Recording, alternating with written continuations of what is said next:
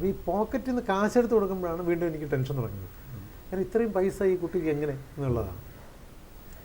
അത് കഴിഞ്ഞ് ഞങ്ങൾ ഇറങ്ങി നടന്നു. വീട്ടിൽ ചെന്നിട്ട് എനിക്കിത് പറയണോ വേണ്ടേ, ഒരു കള്ളത്തരം ചെയ്ത ഒരു പ്രതീതി എനിക്കുണ്ടായിരുന്നു. പക്ഷെ എന്നാലും ഇത് പറയാനൊരു ചെറിയ പേടിയാണ്. കാരണം ഇവൻ എന്നോട് പറഞ്ഞിരുന്നു ആരോടും പറയില്ലേ. ഞാൻ മിണ്ടിയില്ല. പക്ഷെ എന്നെ അത് ശരിക്കും മാനസികമായിട്ടൊരു വിഷമം ഉണ്ടാക്കിക്കൊണ്ടേയിരുന്നു. പിറ്റേ ദിവസം ഇതേപോലെ ക്ലാസ്സിൽ വന്നു, ഒന്നും അറിയാത്തതുപോലെ ഞങ്ങൾ പഠിച്ചു. വൈകുന്നേരം ആയപ്പം ഞാനങ്ങ് മുങ്ങാൻ തുടങ്ങുമ്പോഴേക്കും ഇവൻ പറഞ്ഞു, വടം നമുക്കത് കഴിക്കണ്ടേ. ആ കഴിക്കണ്ടേ എന്ന് ചോദിക്കുമ്പോൾ എൻ്റെ ഉള്ളിൽ അത് കഴിക്കണമെന്നുണ്ട്. എന്നാൽ അത് എന്തോ ഒരു പ്രശ്നം അതിനകത്തുള്ളതുപോലെ എനിക്ക് ഫീൽ ചെയ്തു. പക്ഷേ അവൻ്റെ കൈ പിടിച്ച് അങ്ങ് പോയി. അന്നും അതേ കടയിൽ കയറി, ഇമ്പീരിയൽ ബേക്കറി കയറി ഇഷ്ടമുള്ളതൊക്കെ എനിക്ക് വാങ്ങിത്തന്നു. ഇതിങ്ങനെ എനിക്ക് തോന്നുന്നൊരു 4-5 ദിവസം ആവർത്തിച്ചു. 4-5 ദിവസമായപ്പം ആ കുഞ്ഞ് ബുദ്ധിയിൽ എനിക്ക് തോന്നി ഇവനോടൊന്ന് ചോദിക്കണം, ഈ പൈസ എവിടെ നിന്നാണെന്നൊന്ന് ചോദിക്കണം. കാരണം ഞാൻ വിചാരിച്ചിട്ട് എനിക്കങ്ങനെ കിട്ടുന്നില്ല പൈസ, ഈ കുട്ടിക്ക് എങ്ങനെ കിട്ടുന്നു, അതായിരുന്നു അന്നത്തെ ഒരു ചിന്ത. അങ്ങനെ ഞാൻ ഇവനോട് ചോദിച്ചു, നിനക്ക് എവിടെ നിന്നാണ് ഈ പൈസ എന്ന് ചോദിച്ചു.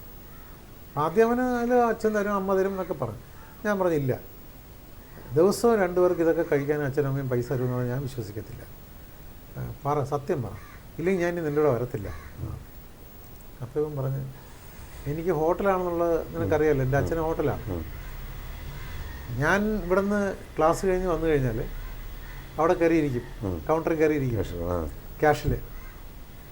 അച്ഛൻ അറിയാതെ ഞാൻ അതിൽ നിന്ന് ഇച്ചിരി അടിച്ചു മാറി. അത് എനിക്ക് ഭയങ്കര ഷോക്കായി.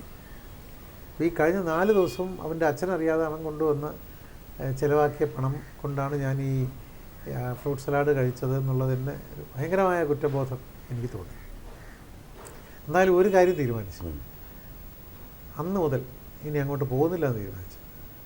ഐസ്ക്രീം ഫ്രൂട്ട് സലാഡും വേണ്ടെന്ന് ഞാൻ തീരുമാനിച്ചു.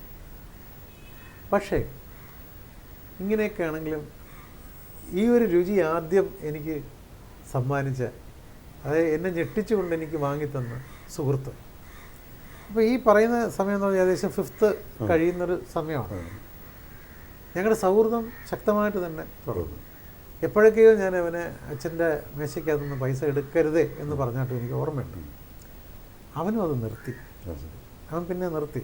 കാരണം എന്നോടുള്ള സ്നേഹം കൊണ്ടാണ് അവനത് ചെയ്തത്, ഉറപ്പായിട്ട് വാങ്ങിത്തരാൻ വേണ്ടി. കാരണം അവൻ അതിനു മുമ്പ് ഒറ്റയ്ക്ക് കയറി കഴിച്ചിട്ടില്ല. അങ്ങനെ പരീക്ഷ കഴിഞ്ഞ് എല്ലാവരും ഇതുപോലെ അങ്ങ് പിരിഞ്ഞു. ഞാൻ പിന്നെ വർക്കല ആണ് ഹൈസ്കൂളിൽ പഠിക്കുന്നത്.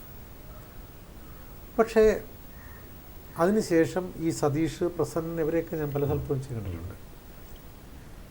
ഈ പുള്ളിയെ ഇന്ന് വരെ കണ്ടിട്ടില്ല. എവിടെയൊക്കെയോ ചില കല്യാണ സ്ഥലങ്ങളിൽ, റെയിൽവേ സ്റ്റേഷനിൽ, ബസ് സ്റ്റാൻഡിലൊക്കെ ആ കാലഘട്ടത്തിൽ ഞാൻ തിരയും. ഇങ്ങനൊരു മുഖം ഞാൻ തിരയും. എവിടെയെങ്കിലും കാണാൻ കിട്ടിയാൽ വേറൊന്നുമല്ല, എനിക്ക് അയാളെ ഒന്നുകൂടെ കാണണമെന്ന് ആഗ്രഹമുണ്ടായിരുന്നു. ഇപ്പോൾ ഞാൻ ഈ സംസാരിക്കുമ്പോഴും എനിക്ക് അയാളെ ഓർമ്മ വന്നു. നല്ല വെളുത്തിട്ടാണ്, വട്ടമുഖമാണ്, ഇവിടെ ചുണ്ടിൻ്റെ അവിടെ കുറച്ചുള്ളിലോട്ടിരിക്കുന്ന മനോഹരമായ പല്ലുകളുള്ള അത്യാവശ്യം കാണാൻ സുമുഖനായൊരു കുട്ടിയായിരുന്നു. ഇപ്പോൾ അത് വളരെ വിചിത്രമായിട്ട് എനിക്ക് തോന്നുന്നു. ഇത് സംസാരിച്ചുകൊണ്ടിരിക്കുമ്പോൾ എനിക്ക് ആ മുഖം എൻ്റെ മനസ്സിലേക്ക് ഇങ്ങനെ കയറി വരുന്നു. ഞാനൊരു വെഞ്ഞാറമ്മൂടൊരു കല്യാണത്തിന്, ഒരു വലിയ കല്യാണമാണ്, ഇതുപോലെ ഒരുപാട് ആയിരങ്ങൾ പങ്കെടുത്തൊരു കല്യാണം. ആ കല്യാണത്തിന്, ഇത് ഞാൻ പറയുന്നൊരു 20 വർഷം മുമ്പുള്ള കാര്യമാണ്. ആ കല്യാണത്തിന് പോയിട്ടും ഞാനിങ്ങനെ എവിടെ ചെന്നാലും, ഈ വെഞ്ഞാറമ്മൂട്, ആറ്റിങ്ങൽ, ചെമ്പൂർ, കിളിമാനൂർ, വർക്കല, ഈ ഭാഗത്ത് എവിടെ പോയാലും ഞാൻ എൻ്റെ കണ്ണുകൾ ഇയാളെ തിരയുന്നുണ്ടായിരുന്നു. അങ്ങനെ ഞാനൊരാളെ ഇതുമായിട്ട് സാമ്യമുള്ള ഇതായിരിക്കണേ എന്ന് പ്രാർത്ഥിച്ചുകൊണ്ട് കുറേ നേരം നോക്കി ചിരിച്ചു. അയാൾ തിരിച്ച് ചിരിച്ചു. അത് കഴിഞ്ഞിട്ട് ഞാൻ അടുത്തേക്ക് ചെല്ലുമ്പോൾ അയാൾ, രാജസേനല്ലേ എന്ന് ഞാൻ പറഞ്ഞത്. അപ്പോൾ ഞാൻ ചോദിച്ചു, നിങ്ങൾ ആറ്റിങ്ങ പഠിച്ചിട്ടുണ്ടോ എന്ന് ചോദിച്ചു. ഇല്ല എന്ന് പറഞ്ഞു. പുള്ളി വെഞ്ഞാറമ്മൂട്ടിൽ തന്നെ പഠിച്ച ആളാണ്. അപ്പോൾ അത് പോയി.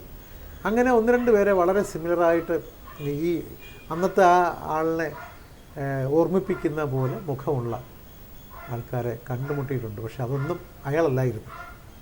അപ്പോൾ ഇപ്പോൾ തന്നെ ഈ പ്രോഗ്രാം ഈ പുള്ളി എവിടെയെങ്കിലും കാണുകയാണെങ്കിൽ ഇതെല്ലാം പുള്ളിക്ക് ഓർമ്മയുണ്ടെങ്കിൽ ദയവായി ഒന്ന് കോണ്ടാക്ട് ചെയ്യണം. കാരണം അയാളെ തിരിച്ച് കാണാൻ എനിക്ക് ഒരു ഫ്രൂട്ട് സാലഡ് കൊണ്ട് എൻ്റെ ജീവിതത്തിൽ ടേണിംഗ് പോയിൻ്റോ നേട്ടങ്ങളോ ഒന്നും ഉണ്ടായിട്ടില്ലെങ്കിൽ പോലും എന്നെ സ്നേഹിച്ച ഒരു സുഹൃത്ത്, എൻ്റെ ഒരു ആഗ്രഹം സാധിച്ചു തന്നൊരു സുഹൃത്ത് ആദ്യമായിട്ട്, അത് അച്ഛൻ്റെ മേശയിൽ നിന്ന് കട്ടിട്ടാണെങ്കിൽ പോലും എനിക്ക് വേണ്ടിയാണ് ചെയ്തത്.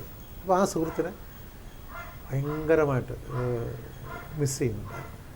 അന്ന് മുതൽ എനിക്ക് തോന്നുന്നു ഒരു 6th 7th മുതൽ ആ മിസ്സിങ് തുടങ്ങിയിട്ട് ഇപ്പോഴും ആ മിസ്സിങ്ങിൽ തന്നെയാണ് നിൽക്കുന്നത്. ഇതുവരെ കാണാൻ പറ്റിയിട്ടില്ല.